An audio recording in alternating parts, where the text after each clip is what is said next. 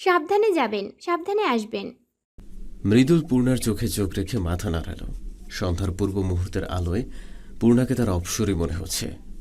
চোখের ঘন পাপড়িগুলো চোখের জলে ভিজে আরো ঘন কালো হয়ে উঠেছে। পূর্ণা মৃদুলের তাকানো দেখে লজ্জা পেল, বলল, কালো মানুষকে এভাবে দেখার কি আছে? তুমি যদি আমার চোখ দিয়া নিজেরে দেখতে, বুঝতে পারতে তুমি ঠিক কতটা সুন্দর।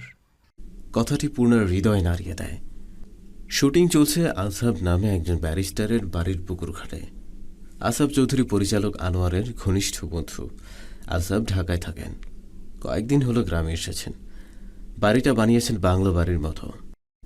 আসাব এবং আনোয়ার ছাদে বসে গল্প করছেন। শুটিং শেষ হয় সন্ধ্যার খানিক পরে। লিখন ক্লান্ত, সে জ্যাকের পরে বারান্দায় এসে বসে। চারিদিকে গাছপালা, সুন্দর দৃশ্য। তার সহযোগী চা নিয়ে যায়। সে চায়ে চুমুক দিয়ে অন্যমনস্ক হয়ে ভাবে পদ্মচার কথা। সোমবারে তাদের দল ঢাকায় ফিরবে, তার আগে দেখা যদি হতো। ত্রিধা লিখনের পাশে এসে বসল। লিখন ত্রিধাকে খেয়াল করে বলল, ত্রিধা, অন্য কাউকে আশা করেছিলে? আর কার আশা করব? কেন পদ্মজা? লিখন জোরে হেসে উঠল, যেন ত্রিধা কোনো মজার কথা বলেছে। লিখন বলল, তুমি অপ্রয়োজনীয় কথা বেশি বলো ত্রিধা। পদ্মজা এখানে আসবে কেন? কোন দুঃখে? আসতেও পারে। ত্রিধার কণ্ঠে হিংসা। সে পদ্মজা নামের না দেখা মেয়েটাকে খুব হিংসা করে। সব মেয়েরা তাকে হিংসা করে, আর সে করে বিবাহিত এক মেয়েকে, যে মেয়ে তার স্বপ্নের পুরুষ, তার বুকের পুরোটা জুড়ে থাকে। যদি সে পারত লিখনের বুক ছিঁড়ে পদ্মজার নামটা মুছে দিত। লিখন নির্বিকার কণ্ঠে বলল, ঘরে যাও ত্রিধা। যাবে না? এভাবে চলতে থাকলে আর কখনো তোমার সাথে কাজ করার সুযোগ হলেও করতে পারবো না। ত্রিধার মুখটা লাল হয়ে যায়, রাগে হিংসায় চোখ ফেটে জল বেরিয়ে আসে। সে কান্না মিশ্রিত কণ্ঠে বলল, আমি তো বলেছি আমি তোমার পাশে কাজের মেয়ে হতে রাজি। লিখনের মুখ ফুসকে চা বেরিয়ে আসে। সে হাসতে থাকে। ত্রিধা প্রায় সময় এমন অদ্ভুত অদ্ভুত কথা বলে, যা একটা সদ্য কিশোরী মেয়েকেই মানায়। তখন পরিচালক আনোয়ার হোসেন সেখানে উপস্থিত হয়। লিখনকে ওইভাবে হাসতে দেখে প্রশ্ন করলেন, কি নিয়ে এত হাসা হচ্ছে শুনি? ত্রিধা দ্রুত চোখের জল মুছল। লিখন হাসি থামিয়ে বলল, তেমন কিছু না, বসুন। না, বসবো না। শোনো লিখন, হাওলাদার বাড়ির মাতব্বরকে তো চিনো? জি, 2 দিন আগে বাড়ির কর্তি মারা যায়, দেখতে গিয়েছিলাম। শুনেছি। মাতব্বর মসজিদ হাওলাদারের প্রতি বছর বাড়ির ছেলে বউদের নিয়ে শীতে গরিবদের শীত বস্ত্র দান করেন। বড় সমাবেশ হয়, বড় উদার মনের মানুষ সে। সমাবেশ শেষে কয়েকজনকে নিয়ে ভোজন আসর, যেমন মসজিদ হাওলাদারের ভাই অসরের সাথে আমাকে দাওয়াত করে গেছেন। আমি আগামীকাল সেখানেই থাকবো। এদিকটা তোমাদের রেখে যাচ্ছি।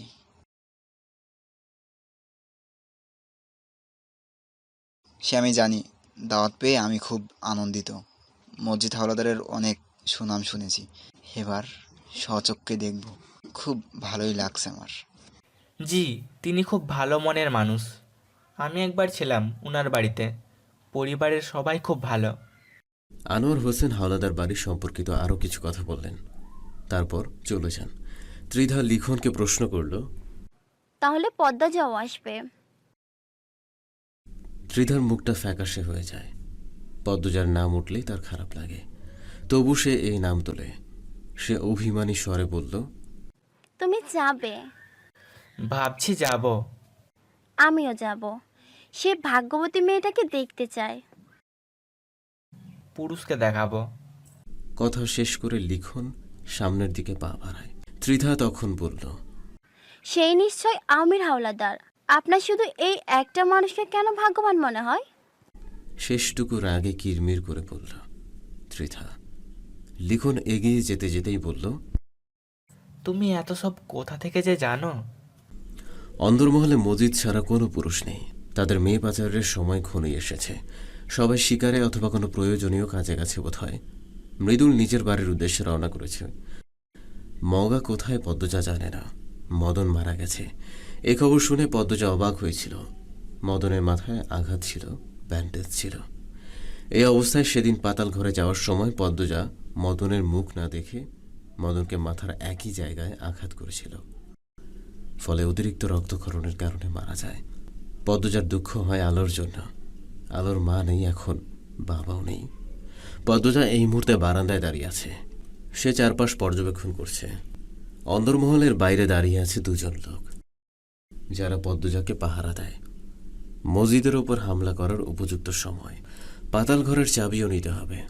পদ্মজা অনুসন্ধানী চোখে চারপাশ দেখতে দেখতে মসজিদের ঘরের সামনে এসে দাঁড়ালো। আমির দুই হাতে মাথা চেপে ধরে উঠে বসে। মাথাটা ভন ভন করছে, রক্ত শুকিয়ে গেছে। সে দেয়ালে হাত রেখে উঠে দাঁড়ায়, তারপর এলোমেলো পায়ে বেরিয়ে আসে। তাকে পাতাল ঘরে যেতে হবে। সে নিচতলায় নামার জন্য সিঁড়িতে পা রাখে। মসজিদের ঘরের পাশেই সিঁড়ি। সিঁড়িতে পায়ের শব্দ পেতেই পদ্মজা সাবধান হয়ে যায়। সে ছুরি হাতে ওত পেতে থাকে। আমিনা কখনো উপরে যায় না। লতিফা রিনুকে সে নিজে নিচতলার এক ঘরে ঘুমোতে দেখেছে। যে ব্যক্তি নেমে আসছে তার পায়ের শব্দ ধীর গতির। ধীর গতিতে একমাত্র খলিল সিঁড়ি ভেঙে নামে। পদ্মজার অনেক দিনের ইচ্ছে খলিলকে জখম করার। অন্ধকারে কিছুই দেখা যায় না। পায়ের শব্দটি কাছে আসতেই পদ্মজা ছুরি নিয়ে আন্দাজে আঘাত করে। আমির আহ করে উঠল। আক্রমণকারীরা কখনো আমিরের থাবা থেকে বের হতে পারে না। আঘাত পাওয়ার সাথে সাথে আমির পদ্মজাকে না দেখি পদ্মজা কিছু বুঝে ওঠার পূর্বে আন্দাজে তারা এক হাত পদ্মজার মুখ খামচে ধরে দেয়ালে বাড়ি মারল। তাৎক্ষণিক আমিরের নখ ডেবে যায় পদ্মজার দুই গালে। রাতের অন্ধকারে একজন আরেকজনকে ভুলক্রমে আঘাত করার মাধ্যমে ইশারা দেয়। তারা দুজন দুই পথের পথিক। পদ্মজার মৃদু আর্তনাদ শুনে আমিরের রক্ত ছলকে ওঠে। সে দ্রুত তার শার্টের বুক পকেট থেকে লাইটার বের করে আগুন জ্বালালো। হলুদ আলোয় পদ্মজার মুখখানা ভেসে ওঠে। মাথা দুই হাতে ধরে রেখেছে, ভ্রু যুগল কুচকানো। আমির অস্পষ্ট কণ্ঠে উচ্চারণ করল, পদ্মজা। সে পদ্মজাকে ছোঁয়ার জন্য হাত বাড়ায়। তখন পদ্মজা বলল, দূরে সরুন। পদ্মজার কণ্ঠে একটু তেজের আঁচ টের পাওয়া যায়। আমির কথা বাড়াল না, সোজা লতিফার ঘরের দিকে গেল। লতিফা রিনুকে ডেকে নিয়ে আসে। রিনুর হাতে হারিকেন। লতিফা রিনু পদ্মজাকে উঠতে সাহায্য করে। পদ্মজার মাথা ফুলে গেছে, ভন ভন করছে। পদ্মজা লতিফাকে ধরে সিঁড়ি বেয়ে উপরে ওঠার চেষ্টা করে। শেষ ধাপে গিয়ে একবার পেছনে ফিরে তাকালো।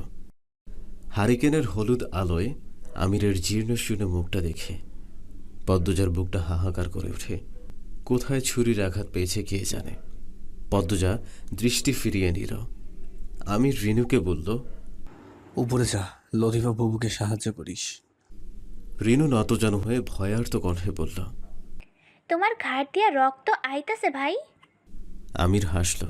সিঁড়ি ভেঙে নামার সময় পা ফসকে যায়। আমির কুজো হতেই পদ্মজার আক্রমণ। এক জায়গায় বারবার আঘাত পেতে হচ্ছে। আমির রিনুকে বলল, ঘাড়টা পচে যাওয়া বাকি, যা উপরে যা। আমির অন্দরমহলের বাইরে পা রেখে ঠান্ডা বাতাসে কেঁপে ওঠে। শীতের প্রকোপ তীব্র, মাথায় ঘাড়ে তীব্র ব্যথা। ঠান্ডা বাতাসে আরও ভয়াবহ যন্ত্রণা হচ্ছে। সবকিছু ছাপিয়ে হৃদয়ের ব্যথাটা দ্বিগুণ আকারে বেড়ে চলেছে। পদ্মজার ঘৃণা ভরা দৃষ্টি আমির আর নিতে পারছে না। প্রথম দিকের মতো শান্ত থাকা যাচ্ছে না। নিয়ন্ত্রণ হারিয়ে সে পঙ্গু হওয়ার পথে। শরীরের রক্ত আর হৃদয়ের যুদ্ধ আমিরের শ্বাস প্রশ্বাসে ব্যাঘাত ঘটাচ্ছে। নিঃশ্বাস নিতেও কষ্ট হয়। আমির নিজেকে শক্ত করার চেষ্টা করে। দুই হাতে চুল ঠিক করে অন্দরমহলের পেছনের দিকে হেঁটে আসে। 3-4টে কুকুর দেখতে পেল। ভাঙা প্রাচীর দিয়ে হয়তো প্রবেশ করেছে। আমির কুকুরগুলোর দিকে এক ধ্যানে তাকিয়ে থাকে। কুকুরগুলো তাদের হিংস্র চোখ দিয়ে আমিরকে দেখছে। আমির দীর্ঘশ্বাস ছাড়ল। রাতের নিস্তব্ধতায় সেই দীর্ঘশ্বাসের শব্দ দুরন্ত বাতাস ভাসিয়ে নিয়ে গেল অনেক দূর পর্যন্ত। বেওয়ারিশ কুকুরগুলো সেই শব্দ শুনে চমকে উঠল, নড়ে চড়ে দূরে সরে গেল। আমির হেসে তাদের বলল, বুকের যন্ত্রণার এক অংশ দীর্ঘশ্বাসের সাথে বের হয়নি, আর এতেই ভয় পেয়ে গেলি তোরা। একটা কুকুর ঘেউ ঘেউ করে উঠল। আমির এগিয়ে যেতেই কুকুরগুলো ছুটে পালায়। আমির অপলক চোখে সেদিকে তাকিয়ে রইল। অকারণেই হাসল। তারপর গভীর জঙ্গল পেরিয়ে পাতাল ঘরে প্রবেশ করে। রাফেদ আমিরকে দেখে আঁতকে উঠল। বলল, স্যার কিভাবে হলো এসব? দ্রুত পরিষ্কার করো। রাফেদ আমিরকে পরিষ্কার করে দিল। আমির শার্ট পাল্টে পাঞ্জাবি পরল। তার আর কোনো কাপড় এখানে নেই, সব অন্দরমহলে নিয়ে গিয়েছিল। সাদা পাঞ্জাবি রয়ে গেছে। পাঞ্জাবিটা পরতে গিয়ে মনে পড়ে পদ্মজার কথা। পদ্মজার সাদা রং পছন্দ।